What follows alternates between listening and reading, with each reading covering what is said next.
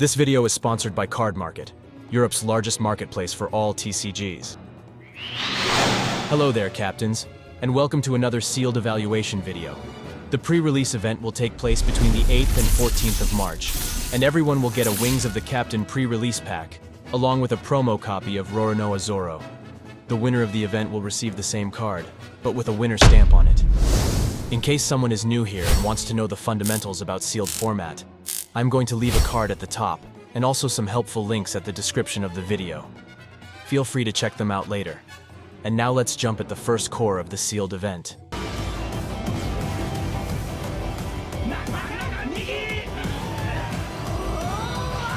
The first leader of the set is Utah. Losing cards for a trade payoff and a ramp is already a bad mechanic, and there are only 6 good film cards in the set, so we are not going to play with her. The next leader of the set is Hody Jones. His ability will most of the times work only versus low-cost blockers, and you aren't even able to attack with him when using it. He is definitely out. Perona rests a character with a cost of 4 or less, or gives -1 cost to one of your opponent's characters. While her abilities are promising, there aren't enough cards to support her, like Ryuma or Absalom, and she also has 4 life, so we are skipping her as well. Reiju is the next leader of the set, and her ability drawing a card is very conditional, since you will need to have -Dawn cards, and only purple cards provide this mechanic. In sealed formats, you will probably end up playing a 6-color deck, and she is definitely out as well. The next one is Gecko Moria, one of the leaders you will see a lot in constructed meta from now on. Paying 3 Dawn to put a 4 Dawn character in play is very nice, but the fact that his ability only works with Thriller Bark Pirates makes him an easy skip for our leader place. The last leader of the set is Yamato, the powerhouse of the set. She not only has double strike, but after a successful hit, she attaches up to 2 rested Dawn to one of your characters, giving you a huge amount of tempo each turn. Another thing is that in this set, there are 6 yellow cards that have a free trigger to get into play, if your opponent has 3 life cards or less. If you find her in a booster, and also get a couple of trigger supports, this is the leader you should play with. In a scenario of losing the dice and a Yamato is attacking me on turn 2 for 8,000 power, my first thought was that my best play on my 2 Dawn would be either a 2 Dawn blocker, that there are only 3 of them in the set, or play an event that gives plus 4,000 power, but there is none of them in the set. The only event that actually gives plus 4,000 power is the Billion-fold one, and needs 8 rested cards in play to do that. Depending on the Dawn curve of your deck, and assuming that you will definitely do an aggressive mulligan to find at least something to play on your 3 or 4 Dawn, you might consider using Katakuri as your leader.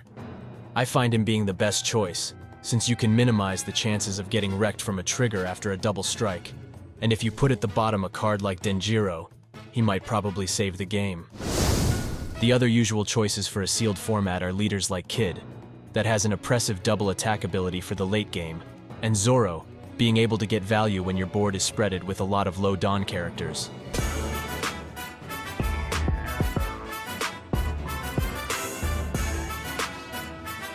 The first card that should be included in our deck is Inazuma.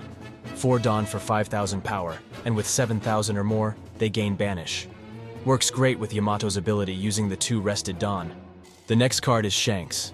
He is one of the bombs of the set, who can kill any character up to 10,000 power when played. Bear King is the next one, who can't be killed in battle if your opponent has a character with 6,000 power or more. Azure Dragon Stamp Flowing Water is the next card that should be included in our deck. Like a smaller jet pistol, you can kill a character up to 5,000 power with 3 Dawn, while its trigger kills one with 4,000 power or less. Moving to blue cards, Monkey D. Garp gets a spot too. His stats are like a Vanilla's one without counter, but his ability being able to disable blockers makes him a great choice for sealed format, where there are not many removals in the player's decks. Sanji is one of the bombs of the set. With 9 Dawn, revealing and playing the top card of your deck gives you insane tempo, and since there aren't a lot of good events in this set, he is going to find a target to put into play most of the times. Gravity Blade is one of the most powerful removals for sealed, and gets a spot in our deck as well. 7 Dawn to put 2 characters up to 6,000 power at the bottom of their owner's deck. Moving to black cards, Absalom kills a character with a Dawn cost of 2 or less, making him an excellent choice to remove a low Dawn blocker. Gecko Moria is automatically included in our deck. being able to revive 2 characters, making him probably the best tempo play of the set. Brook will be the next card of our list. While his power compared his Dawn cost is under, he counts as a removal for a 4 Dawn cost character, and can still knock out a blocker when needed.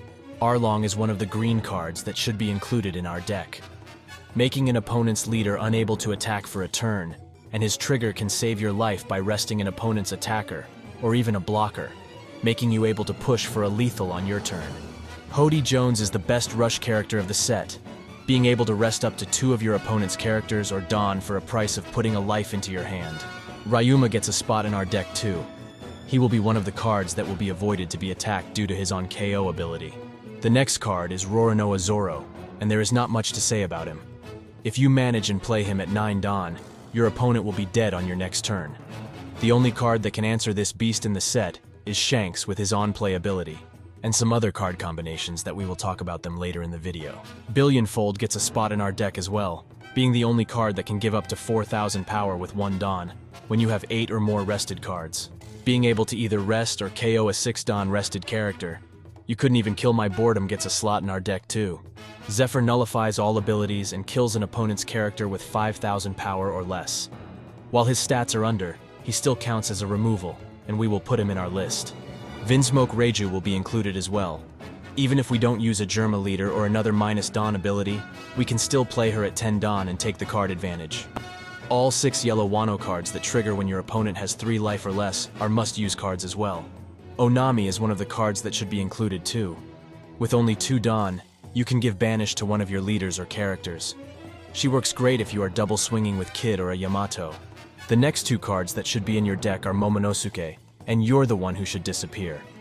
Momonosuke can heal you placing a Wano card at the top or bottom of your life, and the event gives plus 3,000 power by discarding a card from your hand with 0 Dawn.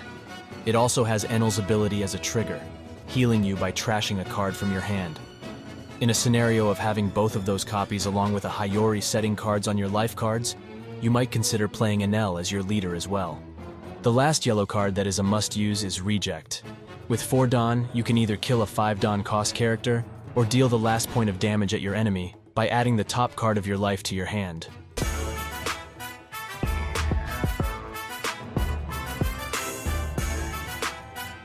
OP06 contains 10 cards with a plus 2,000 counter, and you'll need to utilize every single copy you find. Zio and Aisa are common, so you'll likely come across multiple copies of them, while Hiyori and Perona, being super rares, are more challenging to obtain.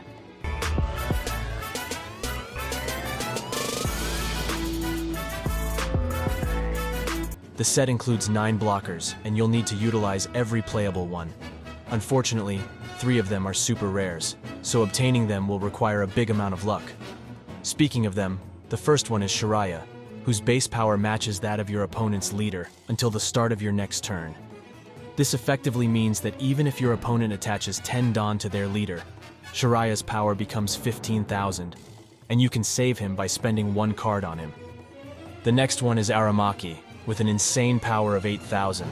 He has a Houndblaze ability, being able to return a 2 Dawn cost or lower character at the bottom of its owner's hand. Unfortunately, there aren't any black cards that give minus Dawn cost in this set besides Perona, but you can probably find a use of him by sending at the bottom one of your opponent's low Dawn cost blocker.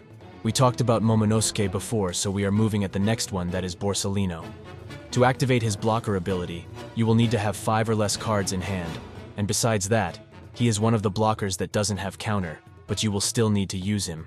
Kerberos, Hammond, and Yanji are solid blockers with counter, and all of them are common in rarity. They are going to be in our list. The 2 blockers that will be out of our deck are Cosette, that only plays with a Germa 66 leader, and Rocky, who also needs a Shandora warrior in play, and makes her very restrictive. You will also need to include every vanilla character in the deck, and the set has 7 of them. Those are the main beaters of the deck, and their counter will always be in good use.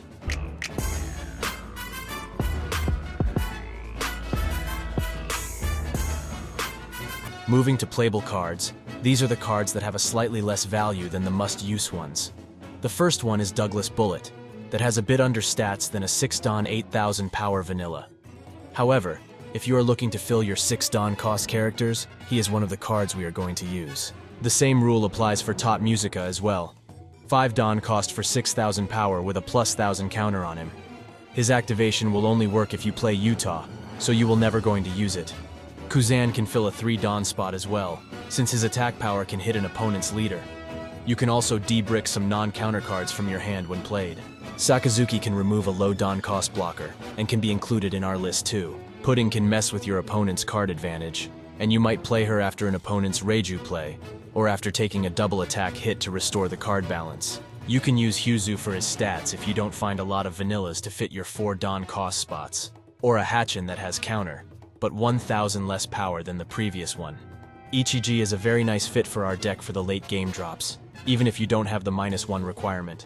He will still be able to get played at your 10 Don, being a powerful rush of 7,000 on the board. The same rule applies for Niji, that you can get rid of a blocker on your 10 Don, or return a character up to 4 Don cost to their owner's hand. Black Bug is another card that may get a fit in our list, that on late game, you can have a 3,000 world effect, returning a 5 Don cost or lower character to the bottom of its owner's deck. Another beater that could fit in our list is Wiper, 5 Don for 7,000 power without a counter.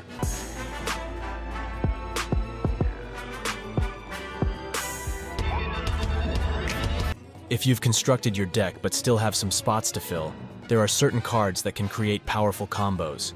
One such card is Negative Hollow. While it may not seem impressive when played alone, when combined with a character like Hogback, you can extract a lot of value by playing it twice. Another card that can be filled in your deck is Noah's Ark. While playing it alone might seem expensive in most of the cases, if you set it on your life cards with a Hiyori at the correct turn, you will get insane value by resting all of your opponent's characters after an attack. Besides Hiyori, Perona can unlock some powerful combos if you are lucky, and get a copy of her. Since she is the only card that gives -Don cost to a character, combining her with a Brook can kill characters up to 7 cost, or even with the green event, making you able to kill characters like Sanji on your 10 Don.